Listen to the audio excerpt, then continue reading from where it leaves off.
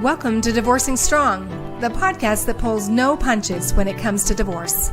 I'm Becky Sampson, better known as Bulldog Becky Brockovich, and I'm here to give you the straight talk, the strategies, and the subpoena secrets you won't hear anywhere else. With expert guests and proven advice, you'll learn your rights, your options, and gain your power that encourages a fair and equitable outcome. Divorce doesn't have to break you. It can build you. Let's get to it. Oh, welcome everybody to another episode of the Divorcing Strong podcast. Becky Sampson, I'm your host as always. And I just want to do a little riff this morning because this last weekend, I spent quite a bit of time. I've been doing a lot of podcasting, guesting on a lot of people's podcasts, doing a lot of networking, and doing my best to bring really amazing stories, experts, resources to this Divorcing Strong community, because I can't even tell you how many calls I get from people in total panic going, what do I do? You know what I mean? So I really do my best to search out the experts out there for you. But this weekend, I just wanted to tell you, I spent a little time with my mom, and my mom is 87 years old, and she is dynamic. She is the reason why I was able to make it through my divorce, this last divorce, because every single hearing, every single information that went into the court, she was right by my side. And one of the things that was so impactful for me going through divorce was music. And my mom's always written poetry, and music's always been a really important thing to me growing up. But this weekend I spent doing all these songs, taking my mother's poetry and her written words and putting it into song. And earlier this year, I said to my mom, I said, look, you're trying to do it the hard way. Let's do AI, right?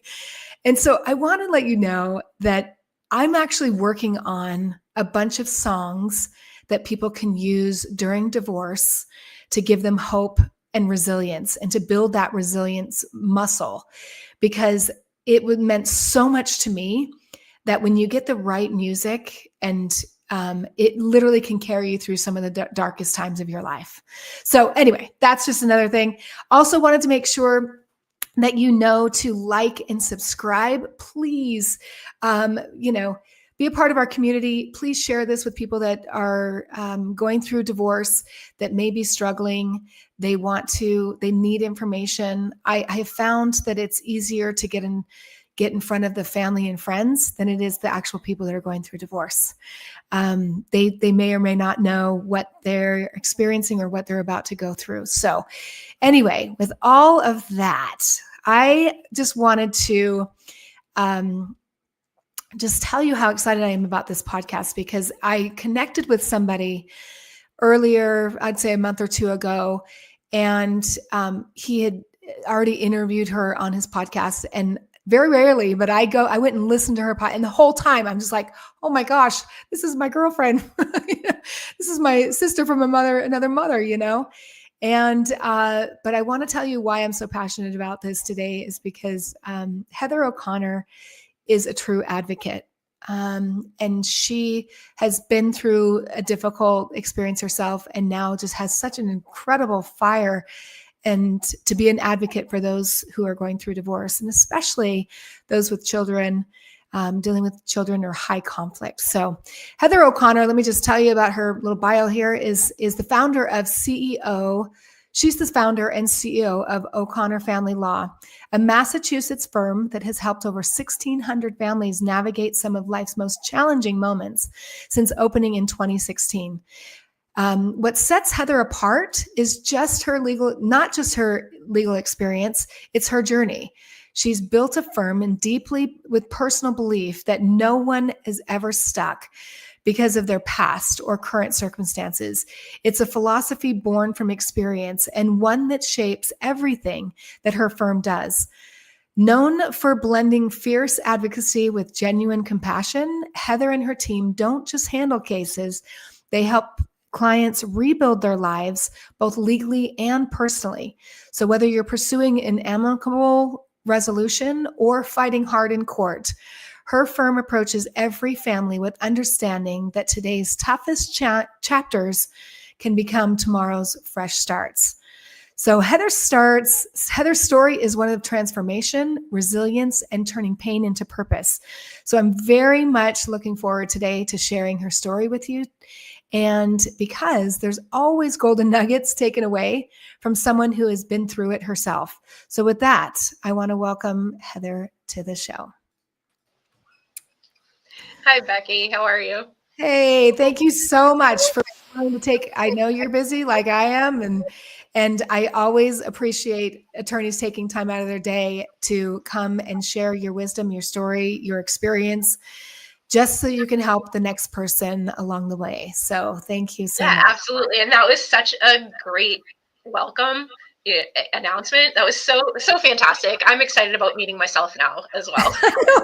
I always, I always say this when I'm a guest on someone else's show and they do something with my bio, I'm like, really?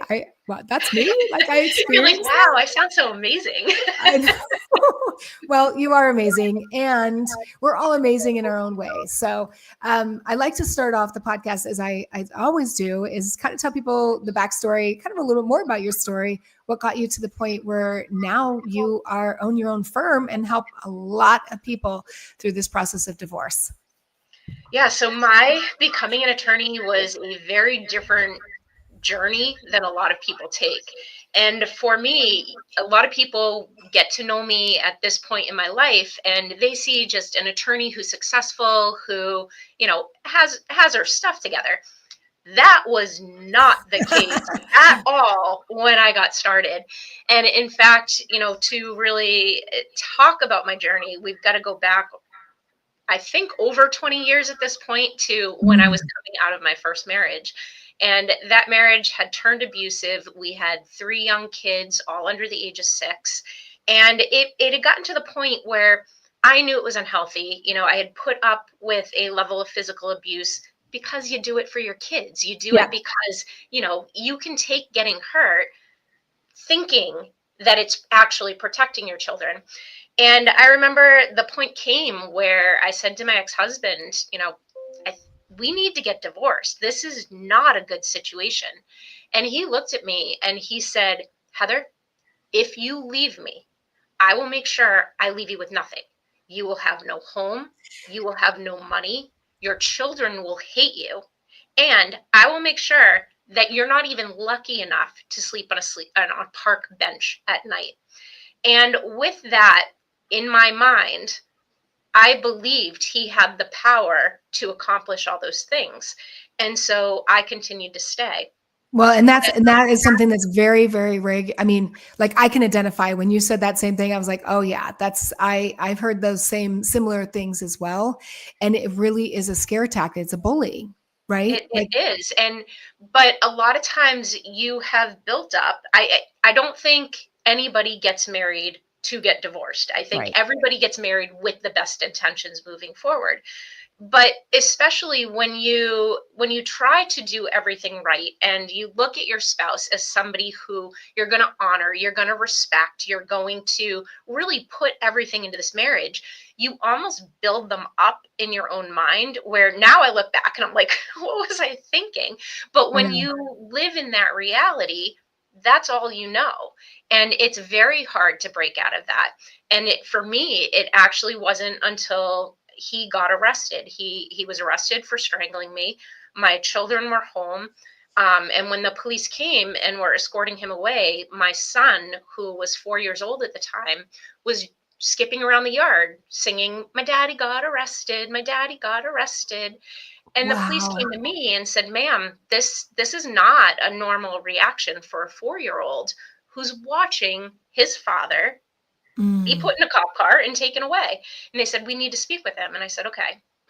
So it was when they came back to me, and it was even through all this, I'm still in my head. How do we work this out? Like, how do we move forward? They came and he said, when we asked your son if he understood what was going on with his dad, he said, yeah, my daddy got arrested because he hurt my mama like he hurts me. And it was those words that was my line in the sand. Wow. Yeah. And that's where I said, me thinking I'm protecting my children By is staying. actually putting them at risk. And that was my no going back moment. And that's when I actually filed for divorce. Now, at this point, we think about where I am today as an attorney. I was not an attorney. In fact, I had no college education. I had a high school diploma. And I was a figure skater where I was coaching at the time, but the economy was so bad, everything had fallen out. So we went through this incredibly contested, which you've been divorced. I'm guessing the majority of people who are listening to this have been or are in the process of. Yep. We all know how much it sucks. Like, divorce is not a fun experience, even if you know it's the right thing for you. It's a horrible experience, and you get so many different emotions that go through it. Where there would be times I was so excited. I was going to be able to have peace in my life. I was going to be able to have safety and security. And then there were moments where you mourn the loss of everything that you believed Yep. in, everything that you were building together. And that is a grieving process. And then you're just sad. You're just sad for the time you put in, the time you've lost, the effects it potentially is going to have on your children. And it would be this roller coaster of emotions that I was going through. And I was sitting in court one day, because when you go through a divorce, a lot of what you do is sit around in court. And I Yep. was speaking with this other woman who said, "Hey, how's your lawyer?" And I was like, "I think they're okay. Like, they seem to know what they're talking about. They talk about all, like, legal custody and child support and alimony and all these other things that goes into divorce." And she goes, "Yeah, but mine just doesn't get it." And I went home and just thought about, like, what is that it? Because I felt that, like, that resonated with me, where it was Mhm. like, you felt your attorneys were good, but they just didn't understand what you were actually going through. And it was like, what is the it and what does that mean? Yeah. And the it is the empathy and the understanding Yes. of what it feels to walk into a courtroom knowing that your life, everything you care about, is in the hands of a complete and total stranger sitting there in a robe that's going to make a lifelong decision about you after hearing about your life for 10 to 15 minutes. Like, that is scary as hell.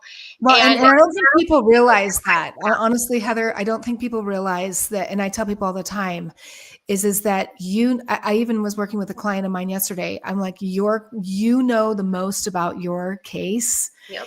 than any attorney will know and any judge will know. And the ball's in your court right now to navigate it before it gets to that point. And I don't think people realize that how much they lose their rights when they really get tied up in the court system. You lose so much. And we talk at my firm. This is a little sidetrack, if you Yeah. don't mind. Like, we talk at our firm constantly for our attorneys with our clients to go through that cost benefit analysis, because Mhm. it's not just the financial cost. Lawyers are extremely expensive. The Yeah. process is extremely expensive, but that is not the only cost at risk. The cost is the time off of work that you have to take that you're not going to get Mhm. back, the time away from your family that you're not going to get back, the Mhm. emotional toll of going through and sometimes, coming face to face with your abuser and having to relive that and re-traumatize yourself over and over and over again so that your story can be told. Those are all costs that go into the divorce process, and it's a balancing act. So that's one of the reasons why we really focus not just on, what's the financial cost benefit analysis of this divorce and what we're fighting for, but when we look at the totality, how is what we're doing going to improve your life and move your life forward the most efficient and the most effective way. So I And think that's something that I really, really like. And that's when I listened to your podcast before, I was like, okay, she understands the holistic view of dealing with, because I believe you also provide them with, are you the one that has somebody on staff that provides them with more of emotional, like divorce coaching or therapy, not therapy, but yeah, it's not therapy, but yes, yeah. you're that's us. It was one of the things, because the way that I see it is a piece of paper, which is the result of the litigation, is a piece of paper. It's your Yep. divorce agreement, it's your custody agreement, whatever it is that you're in court for. That piece of paper that lays out your rights and responsibilities, as well as the rights and responsibilities of your partner, that's the legal mumbo jumbo. But if you don't start changing how you think about things, how you process things, how you react to things, Yep. those words don't mean anything.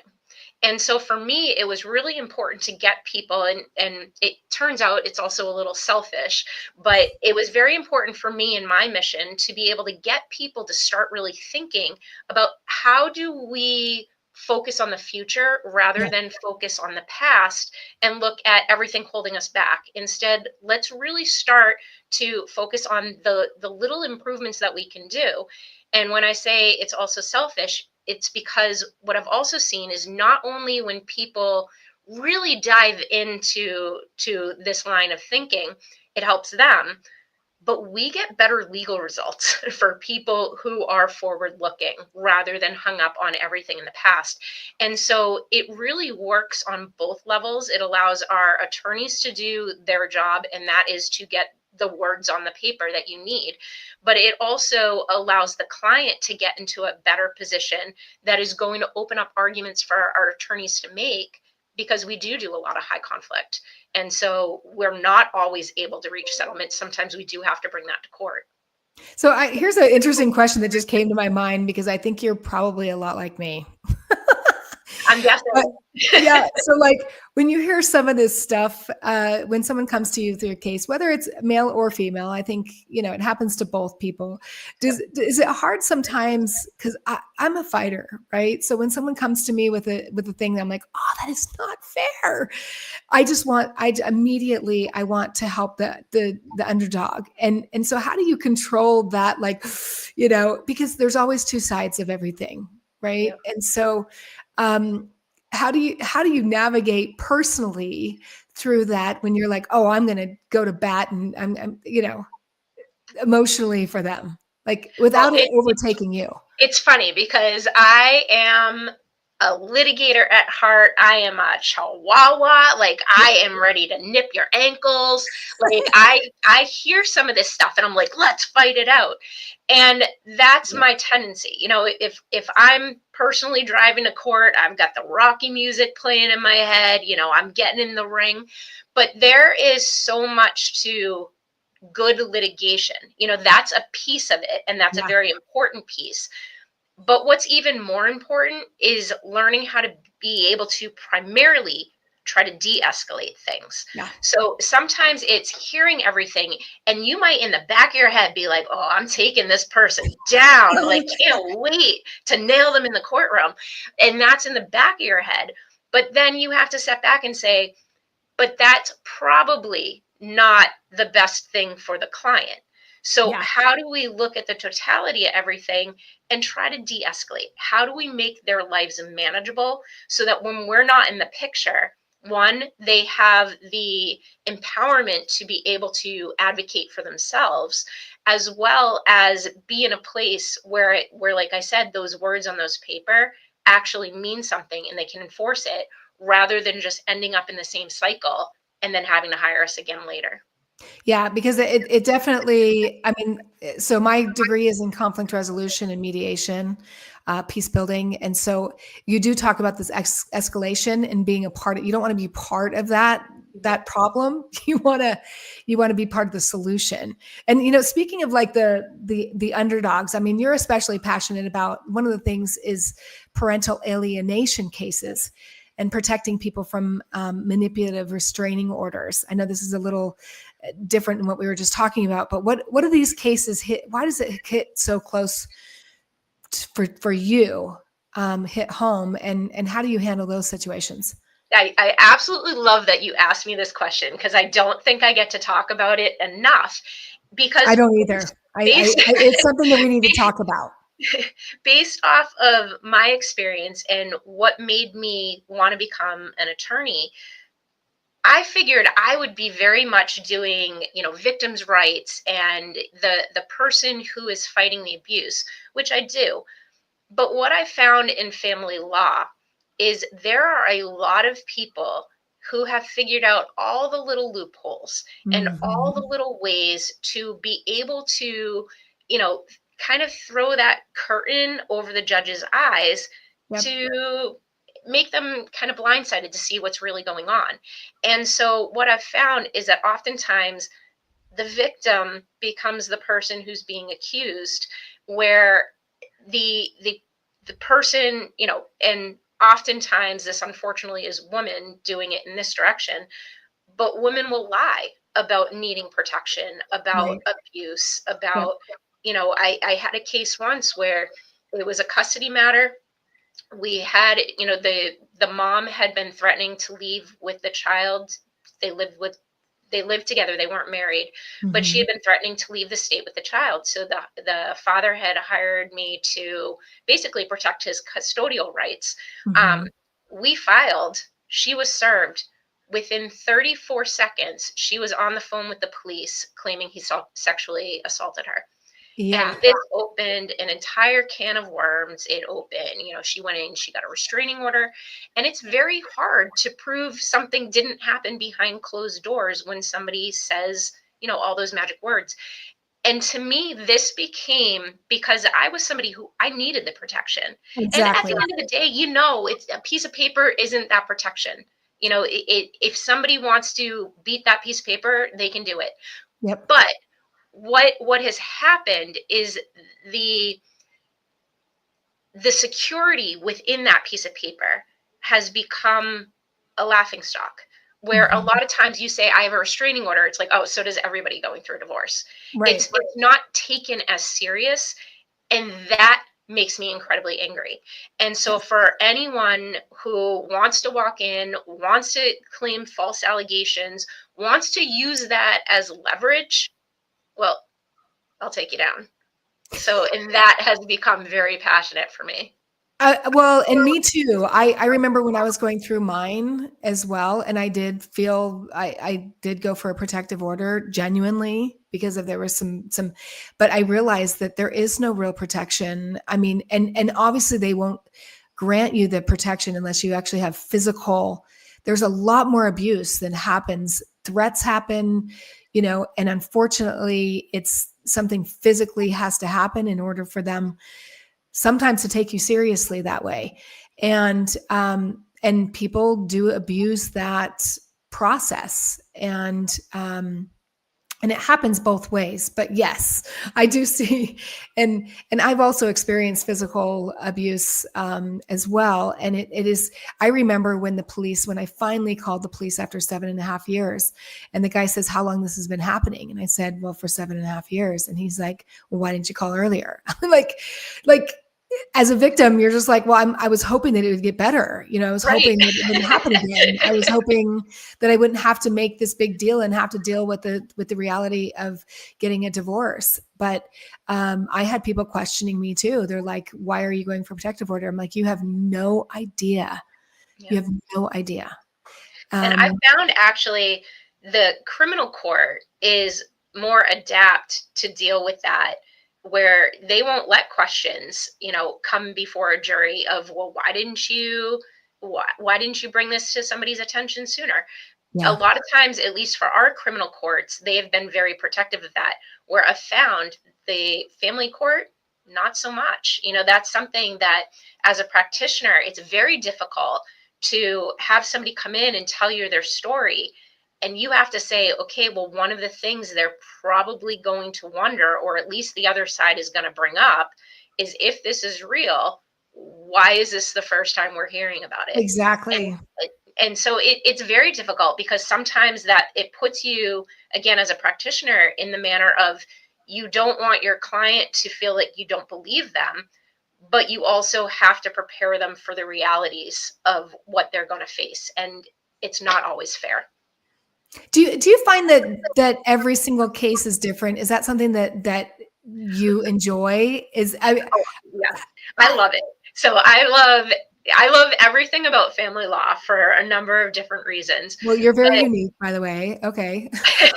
no, I say it's probably because I'm a little crazy, but Mhm. I love the fact you can have two very similar fact-based cases. Maybe the assets are the same.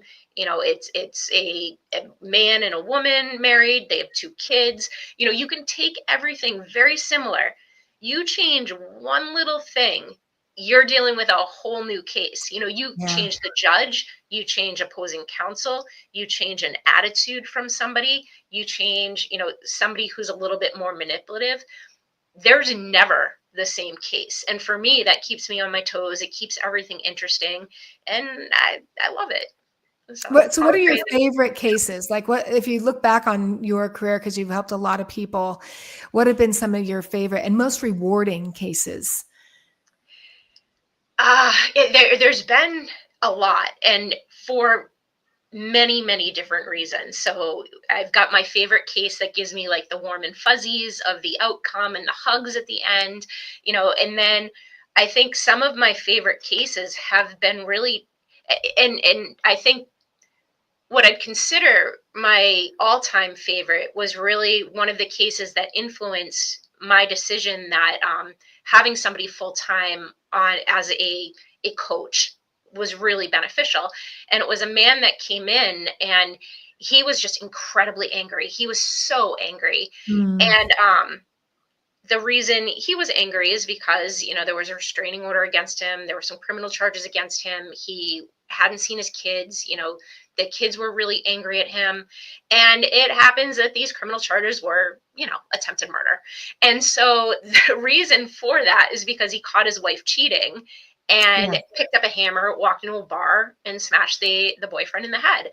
And everything for him when I was speaking with him was this person's fault, was his wife's fault. Right. It's her fault. She's doing this to me. And I sat there and I said, dude, you want me to represent you, and I'm willing to on one condition. And that's all I'm hearing from you is super negative and super blame pointing. Victim. Yeah. I said, you made the decision. And what I need you to do is take accountability for your decisions. Mhm. Nobody made you go to the bar. Nobody made you put the hammer in your hand, walk in, and hit them. That's on you. And if you can acknowledge that, accept that, and commit to changing your behavior so that that never happens again, then I'm willing to represent you. And he said, okay, yeah, no, 100%, I'm in. And this guy, 100, I mean, if you can give a percentage over 100, he 1,000% committed to that. He was involved in his battery class, he was in every therapy you could imagine. He'd constantly be calling me, asking me, okay, this is something that said, and this is my first reaction, how can I change this? And I finally said, like, a therapist is much cheaper than my hourly rate. Yeah. So maybe you should be calling your therapist. And he said, no, I actually get more talking to you than I do my therapist. So I'm willing to pay. And I was like, all right, as long as we have that business understanding. But this case went on and there was a number of other things, but we ended up going to trial. By the end of the trial, this man walked away with sole legal and physical custody of his children. He kept the home, he kept the majority of his retirement account, and she had to pay a portion of my attorney fees. Now, I can sit here and say, I'm such a good attorney, but I never could have gotten that result without him doing the work on himself and Absolutely. getting him to a place where the judge said, you're the parent who these children should be with. That I could not have done without him. And it was that togetherness that I saw work with the holisticness as well as the legal advocacy, which changed the entire trajectory of his case. And so for me, that's one of my favorites because it really did help mold the foundation for where my firm has become. Well, and I can see that your personal transformation in your life, where you felt like totally powerless in your situation, and then you became this strong powerhouse advocate for other people, could could also play into that, seeing that like, oh wow, this is possible from somebody else. Yeah.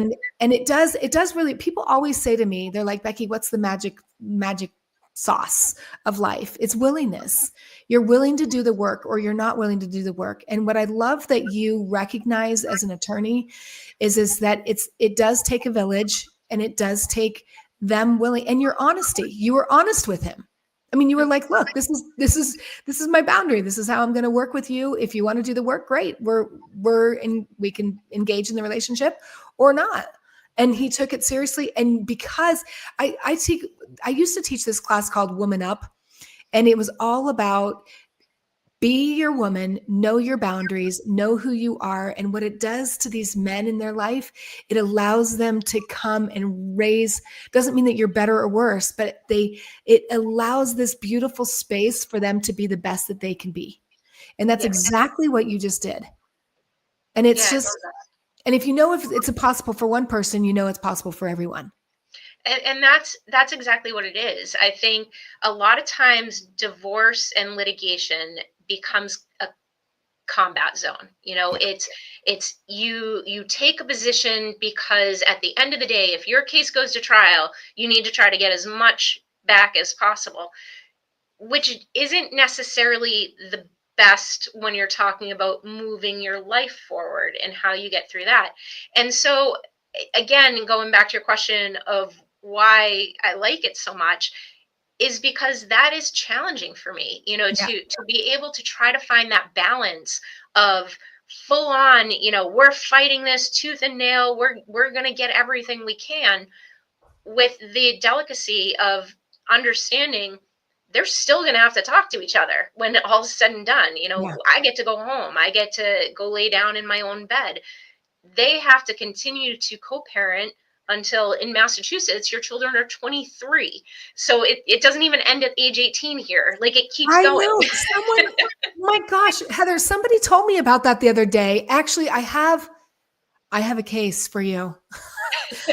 I actually was talking to somebody that was referred to me, and she was telling me that, and I was like, 23? Like, alimony, not alimony, but the child support goes till 23. I'm like, what in the heck? And in Massachusetts, it's funny because I think it is a constitutional issue, but and somebody needs to appeal it with the right case. Yeah. But in Massachusetts, the judge can order you to cover your child's college expenses on top of child support as well. So it's not even just child support, it's child support and college and potentially alimony if that's applicable. So oh my gosh. I when I found that out, I was like, oh, I can't believe it. So here's another question I have for you. Because I'm in the business of doing subpoenas, right? Like, how often, and you do high conflict, how often do you use subpoenas, and what power do you see they play in a high conflict divorce? We use them fairly often because obviously for discovery, I'm going to go with the assumption that your audience kind of knows what these terms mean. I'll still try to use very plain English, but with the discovery process, you're really trying to uncover, either evidence that you can use or evidence that you can use against the other side, or fill in any questions that you might have that's going to enable settlement. And so when we send out discovery requests, usually it's easiest if the other side just sends it back. Of course. In high conflict cases, they don't like to do that. In fact, they like to try to do everything but that. And so a lot of times, we'll again, it comes down to that cost benefit analysis of, is it less expensive for the client and easier, even though the other side is mandated to do it. So legally they're supposed to provide it. It might be quicker just to send out a subpoena, get the records back. So that's definitely one thing.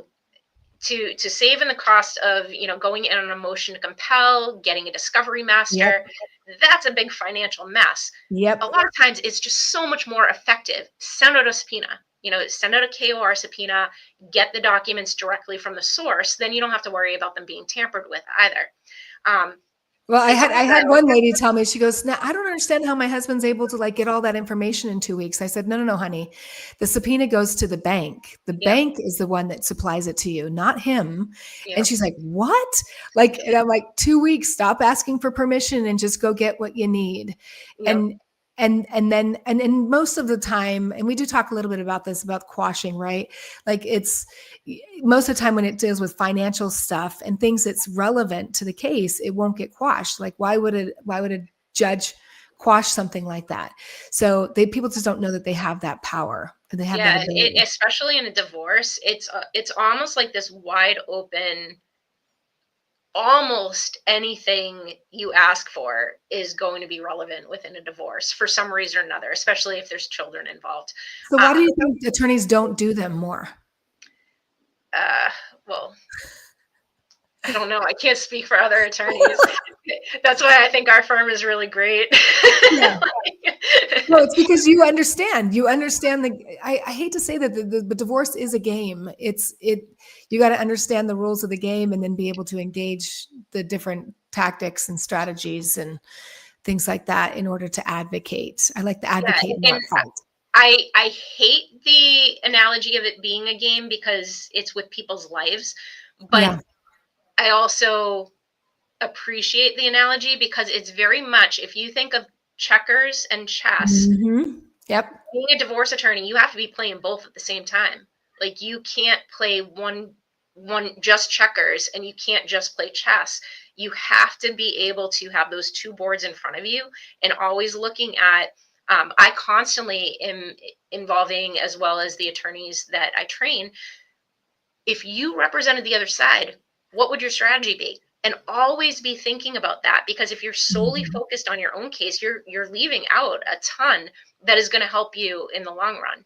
And that's why it's really it's a lot of games all in one, So Well, it's again, it's it's why I love negotiation 101, right? yeah, Like if in a real negotiation, I remember going through my divorce because I such high conflict, 3.5 years, crazy stuff. And I kept reading these books on negotiations.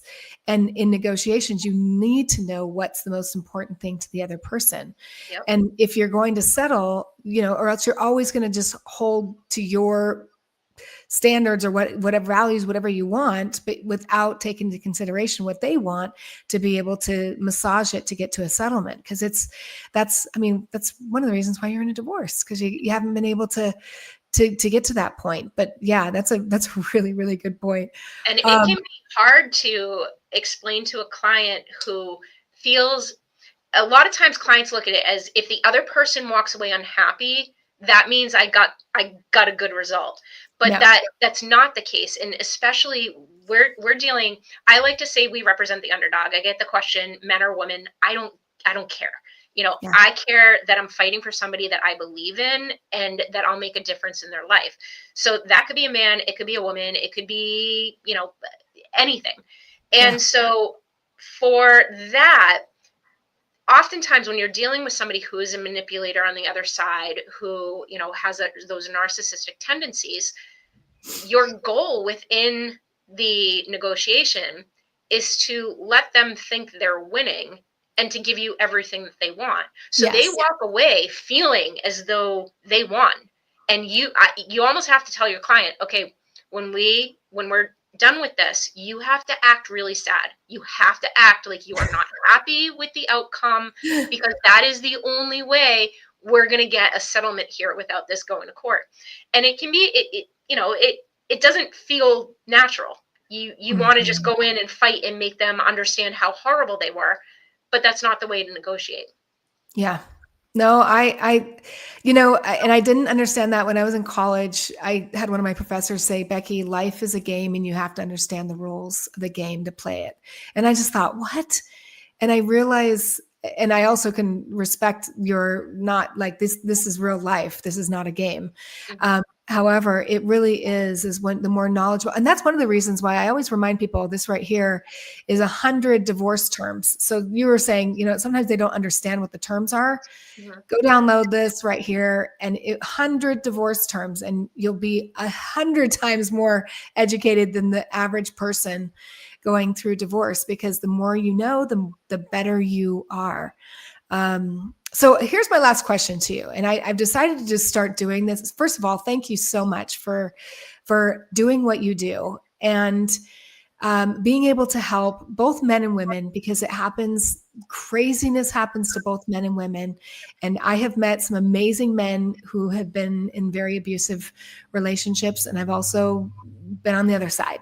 Right. So it happens to everybody. And I just love your passion. And you can tell, one thing I love about you, Heather, is I can tell that you're always like, okay, how can I get better? How can I get better? How can I provide more value for the people that I work with? And I really, really appreciate that, because you don't find that all the time in this field. So here's my last question to you, just because this is Divorcing Strong.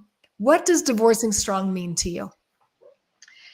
I think to me, it means, realizing where you're coming from, what's important to you, and then really going after that. And a lot of times that happens after the divorce. So the divorce part is just such a small, and I tell our clients, and I've lived it, so I can say this, while you're going through it, it feels like it's forever. It feels like the entire world is crashing down on you and you don't know how you're going to climb out of it. But the divorce is actually going to be over sooner than you realize it. So really starting to plan for, how do you want your life to look despite anybody else? You can't control your ex. You can't always control your children. You can't control the judge. There's so much in life that you can't control. So I think divorcing strong is facing the future and saying, what do I want that to look like? And how do I make it happen? And then committing to it. Oh my gosh. Okay. Perfect. I say that all the time. Divorce is temporary. It's a temporary pain. Hang in there.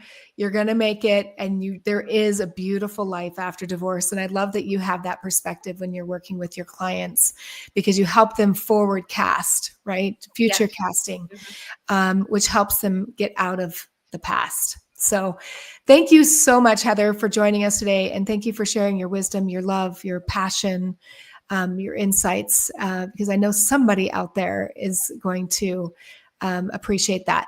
Now, also, do you do consultations? Because do you do consultations? I typically do not personally. I oversee. Okay. We've gotten to the point where we have a pro bono division. So I still oversee a lot of our more junior associates with the pro bono division. So our consultations are usually done by one of our attorneys after you go through. We have a lot, because with high conflict, you get both sides. So you get the people who are lying, about their situation. So we have a very thorough intake process where we really try to weed out the people that we want to fight for. Yeah. So no, you don't get to an attorney right away. I love that. So yes, I just put your information down at the bottom. So if people want to get a hold of you, and also on the show notes, you're all over the place. You're on all the social medias. You've got you've got your YouTube channel. I so appreciate you getting and fighting so hard for people out there and getting the information out. So thank you so much, Heather, for joining us today. Hold on just 1 second. So thank you guys, everyone, for joining us on another episode of the Divorcing Strong podcast. I've been your host, Becky Sampson, and please remember that reach out for help. Reach out for resources, educate yourself, allow people to serve you during this time so that you can come through it strong and be able to build a life that you truly want to be proud of, whether for you or for your kids or both. So thanks so much for checking in, and we will see you on the next show. Thanks for listening to the Divorcing Strong podcast. This episode is sponsored by Only Subpoenas, where we make subpoenas simple, powerful, and 100% compliant. If you're having a hard time getting the information you need to settle for a fair and equitable divorce, let us help you. Whether you're an attorney or you're navigating divorce on your own, subpoenas can uncover the truth, secure the evidence you need, and level the playing field. To see how we can help, book an appointment by visiting our website at onlysubpoenas.com.